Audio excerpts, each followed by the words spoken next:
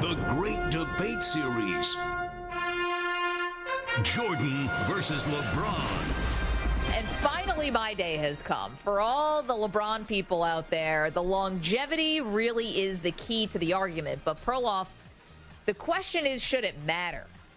When you're talking about LeBron versus Jordan and who's the greatest, does it matter and should it matter that LeBron kind of blows Jordan out of the water in this category, right? A lot of the other ones, maybe they're a bit closer. This is one where LeBron is unassailable.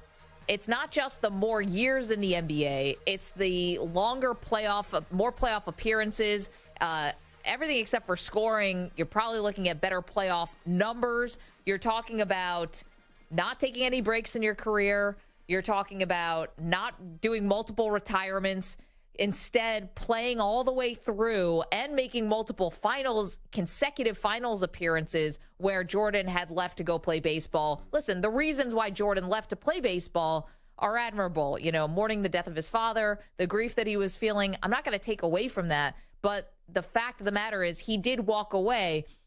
You add to that a season where Jordan had a broken leg. So his second year in the league, he only plays 18 games. The 94-95 season, after he came back from baseball, he only played 17 games. And the 01-02 season that Perloff will not acknowledge, where Jordan was playing with the Wizards, he only played 60 games. So he has 3 significant years where he was like, quote unquote, in the league and still didn't play even close to a full schedule. Are you done yet? Yeah. Do those numbers going to... Everyone knows LeBron. If LeBron's 38, he's still playing. Yeah, we know he has longevity. But to me, the debate is how important is that? And to me, longevity in a player versus player sports debate is that she has a great personality. You ought to go out on a date with her. Okay, but that is just such a lame thing to hover over the debate.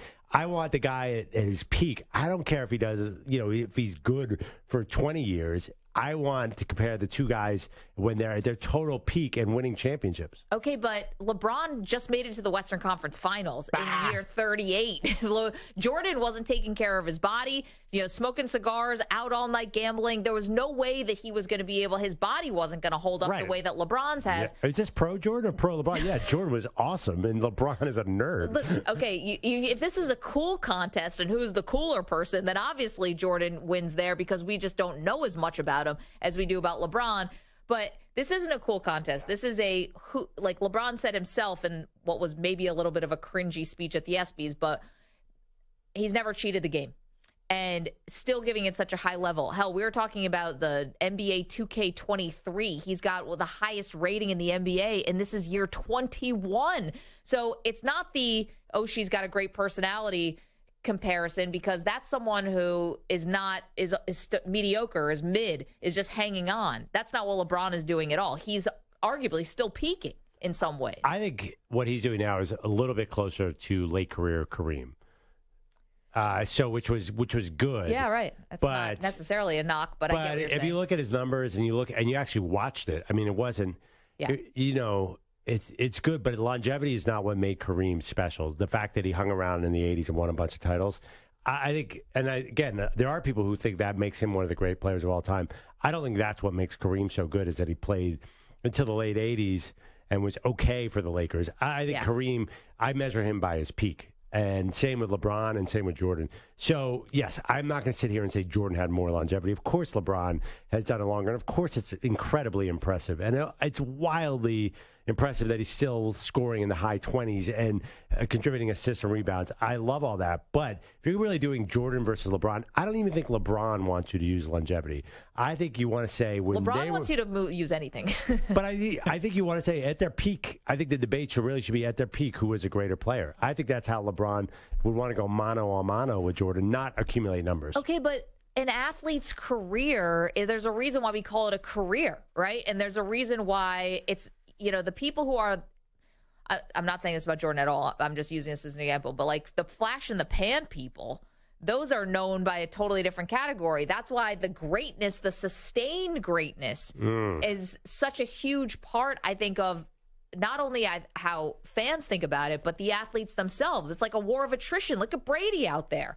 I mean, that's a huge part about the Brady just ending the debate of him being the greatest all time is because he could have walked away so many times and could have walked away after 4 Super Bowls or 5, 6, 7, kept going, kept being so insane about his diet. People saying, stop, you can enjoy your life. You don't have to do this. He was maniacal. And I think LeBron has the same thing about him, yet no one gives him credit for it. Everyone gives Brady credit for it, and people don't give LeBron credit for it. Get out of here. I think that. People don't give LeBron credit for playing until his late 30s. They revere Brady for it, but people like you don't think it should matter in this discussion.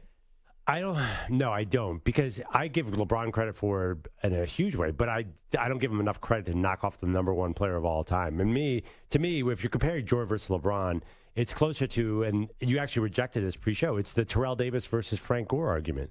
You got to take Terrell Davis only played, I believe, 7 seasons, but he was, I think, a greater running back than Frank Gore, who did it for 15 really good seasons.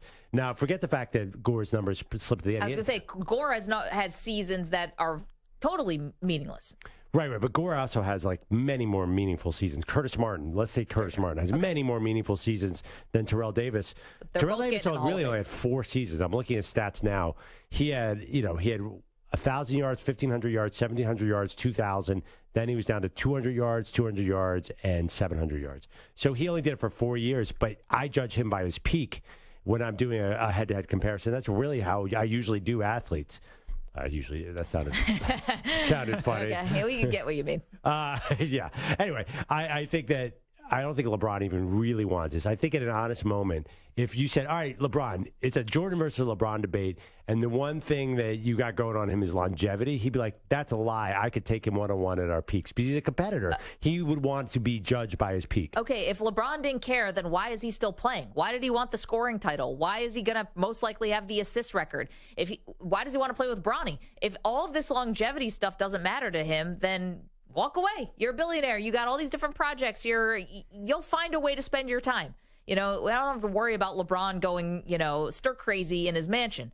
Like, he'll find a way to spend his time, just like Tom Brady's going to find a way to spend his time. He could have walked away long ago if longevity didn't matter. Okay.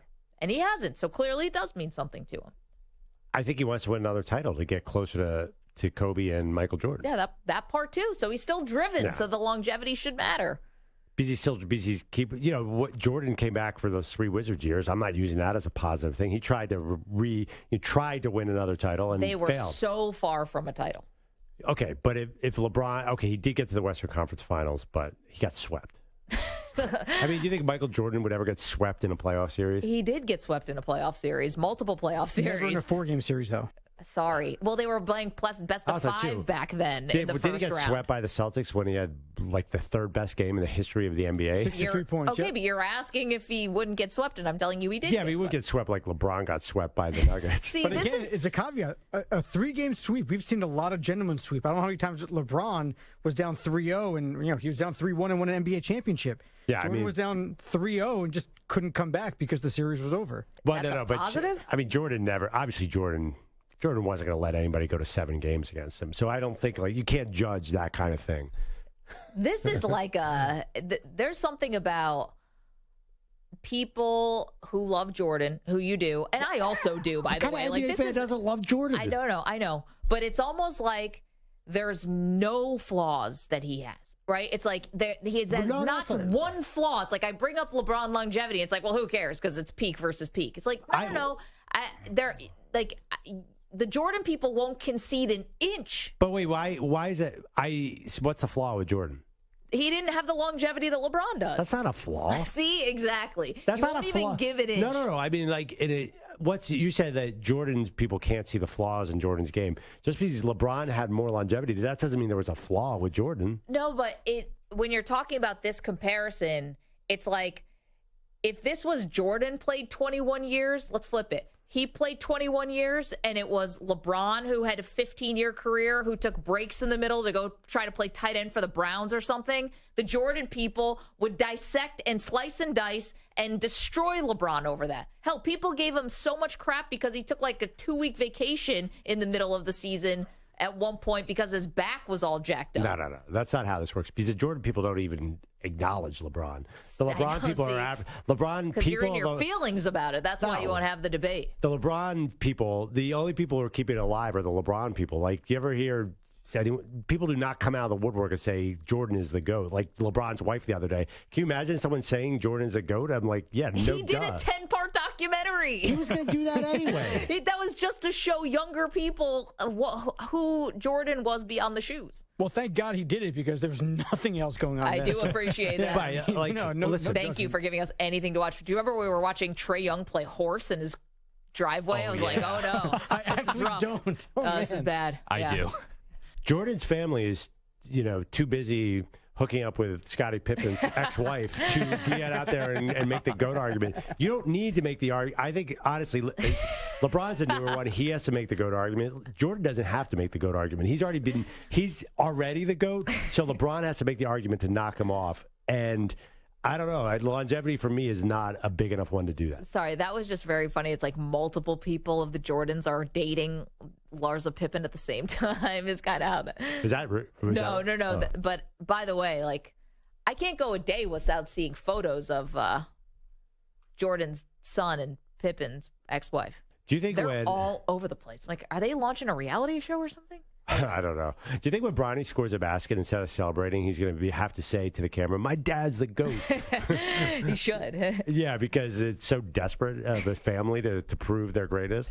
855-212-4CBS. I mean, one person has a 10-part documentary, the other one doesn't. 855-212-4227. It will be 20 parts. By the way, I was about to say, okay, is that 23? Yeah. 23. Good, Stu. See, that's the producer mind right there. Are you kidding me? They're going to be Rodgers and LeBron are going to be going in an arms race to see who can have more documents. Documentaries about them. I mean, the two of those guys with mics and proving their greatest. Get out of here. This is all ridiculous. How long do you think a camera crew's been following LeBron James? 6-7 years? Oh, they're going to have so much footage. I was thinking back to high school. No? Has a camera crew, do you think, been following him through 21 years? Yeah. Probably. Close to it. Yeah, we're all nodding. Doesn't LeBron own... great radio. Has LeBron started his own documentary yet? I know he owns a bunch of production stuff. So it's going to be out of control. It's going to be so long. Whatever it is, it's going to be better than quarterback. He's going to have to... LeBron's going to have to wait for the next virus to come. Next pandemic. That's for sure. Yeah. LeBron just puts something in the water. So we all have to go back into our homes and watch his documentary. He's consulting closely with the CDC to see when he should put out his documentary. So everyone has to stay home and watch it. The CDC has producer credit. It's like, that's weird.